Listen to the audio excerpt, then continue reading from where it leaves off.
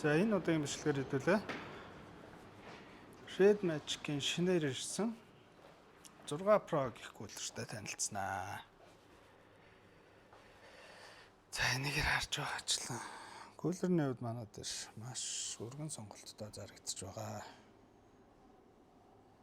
Black Shark, Red Magic, FlyDG, Piva, Memo гэх мэт. За өнөөдрийн онцлог бүтээгдэхүүн маань энэ байна. Зарлагдаад сарч болоогүй байгаа.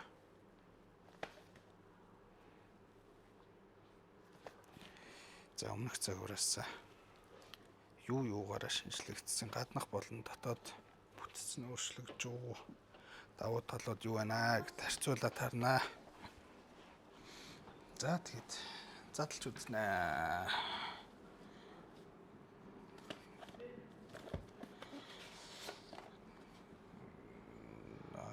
Гаднах үзмжийн хувьд бол бас нэлээд шинжилтүүдийг оруулж өгсөн харагдаж байна шүү. Хэмжээний хувьд яг ижлэг харагдаж байна. Өмнөх загвартай. Жингийн хувьд бас ижлэг юм байна. Хүнд болоогүй байна. Бидний хувьд хит хүнд болохоор бас тэртээ болоод гайронд нөлөөлөд байдаг талтай. За энэ RS дээр модель болон product name гэх мэт ерөнхий мэдээллүүд харагдаж байна. За энэ талдаа лого харагдаж байна. Унтрааж садаг кнопон жоохон цаана гүнзгий хийгдсэн байна. Энэ маань хэд овгор болохоор бас гар нь тэр болоод идэг, бас айлсгүй унтарч гад идэг. За энэ талдаа нэмэлт C оролцоотой болсон байна. For wireless charging гэнэ. Should not be used with external power source. Энэ гаднаас ямар нэгэн тогоор шууд залгаж болохгүй юм байна. Үндсэн тогны залгуур маань доороо. За нефт харагдаж байгаа х тийм ээ. Энэ агаар солилцолн доороос дэше нефт үлээдэг байгаа. За энэ урдуур гэрэл RGB гэрэлний шинжилгээр орсныг бас харцгаана. За өшөө хайрцаг дотор юу байна харъя.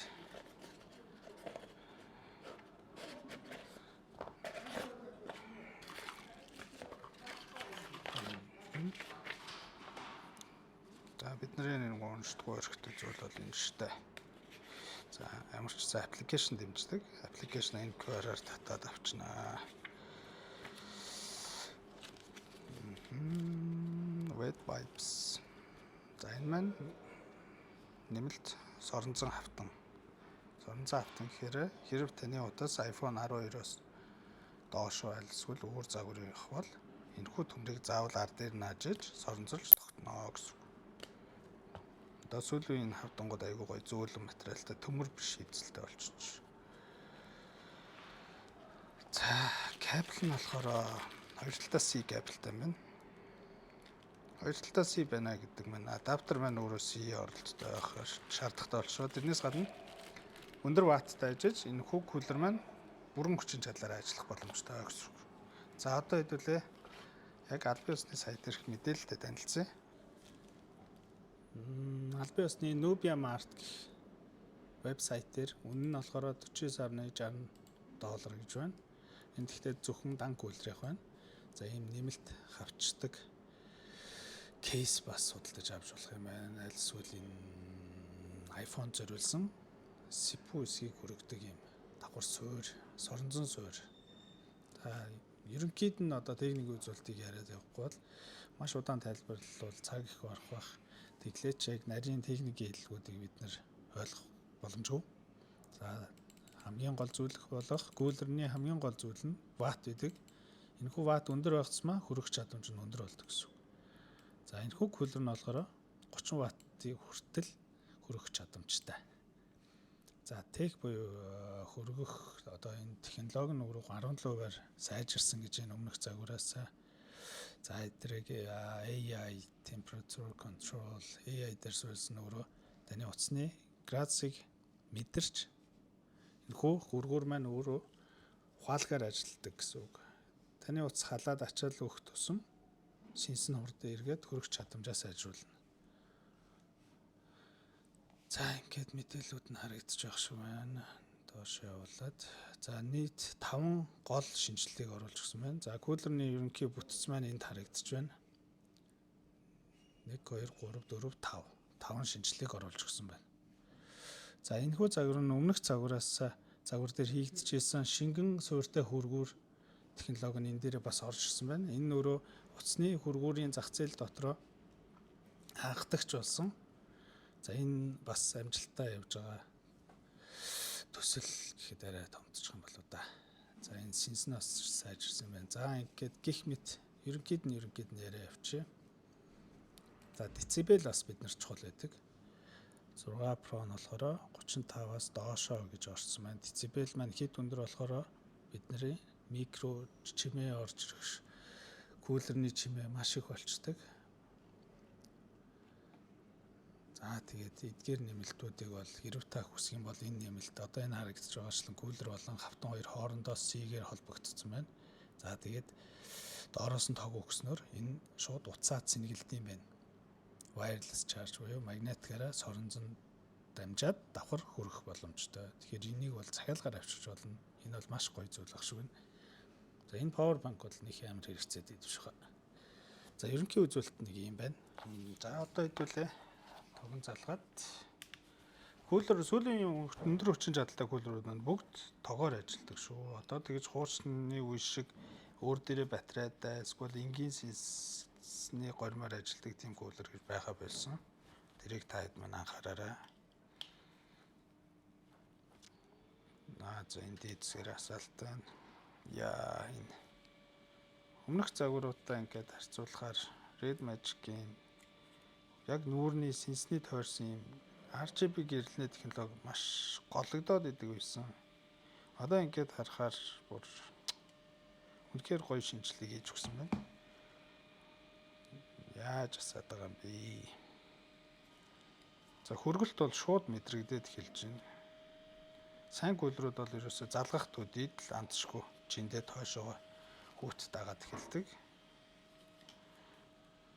За өмнөх загваруудаа ингээд харьцуулаад харчих. 4 Pro, 5 Pro, 6 Pro. За тэгээд иймэрхүү кулерүүд маань ерөнхий агаар солилцол дээрээс доороос дээшээ гэх янз бүр байдаг.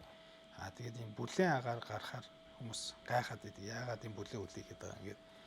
Тэр нь өөрөө яг л агаар солилцолтын технологиор явж идэг шүү.